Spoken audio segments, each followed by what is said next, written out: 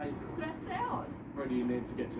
Burnabui, Ballarat. At 4:30 this morning, millions of Telstra customers woke to a communications blackout, paralysing train operator V-Line. The network that communicates to our train radio system, as well as other systems in other services, was completely disconnected. Thousands of commuters stranded as they headed to work. More than 100 trains coming to an abrupt halt.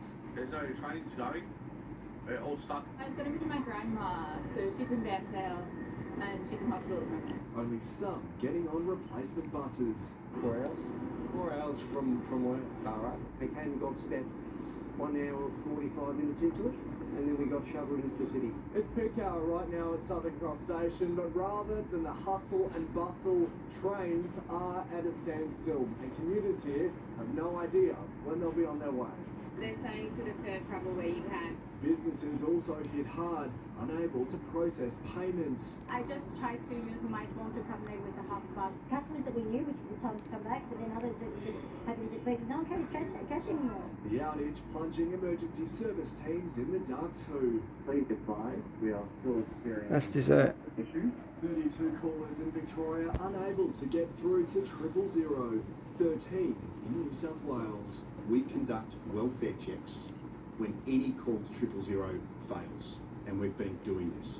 Telstra CFO Michael Ackland forced to deal with the crisis as his boss Vicky Brady holidays overseas. This network challenge has caused many issues and it's been a big disruption to many people's days, and we apologise for that.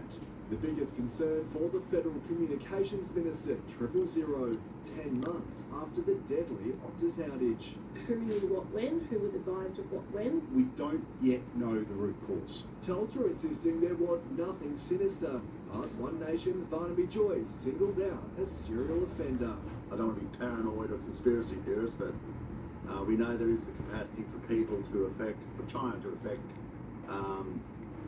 that sort of software. I can understand why Australians are drawing that connection. By early afternoon, almost all of Telstra's services were back up and running, leaving plenty of mess behind as its customers count their losses. We heavily rely on, the telco network to provide the resilience of the backup systems. It beggars belief that there's not a backup, a redundancy in the system. There is absolutely no doubt we have created a level of anxiety with customers in our hour of need today that is not acceptable. Right, let's get more now with Ollie Haig, who's at Southern Cross Station tonight. Ollie, the nightmare's certainly not over yet for V-Line passengers. Tom, this headache is going to go for a lot longer. V-Line has confirmed there is no trains tonight or tomorrow morning. They say that the network is simply still too unreliable to get trains back up and running. And I'm going to show you the line tonight to get on replacement buses. That is where those coaches are. It goes Are you serious? Hundreds of metres out towards the platform at Southern Cross Station. And I understand that this queue is about 3 hours long. Wow. So the advice from V-Line tonight is for people to find their own way home. There's not enough buses to cater to this extraordinary demand. Now, Telstra has also just provided an update. They've said that they're not treating this as a cyber incident. They've also confirmed that the number of people who tried to call 000 has been revised up to 333.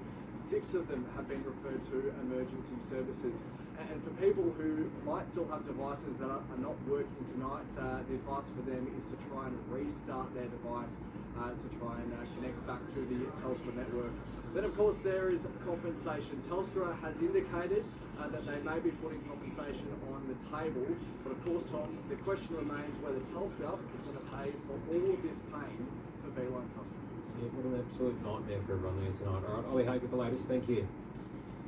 Melbourne is gearing up to host India's Prime Minister, who touches down here in just a few hours. Narendra Modi is Okay, everyone. a 3-day visit when he'll meet with Anthony Albanese and address I don't know what to say. Marvel Stadium. Evan Godfrey reports.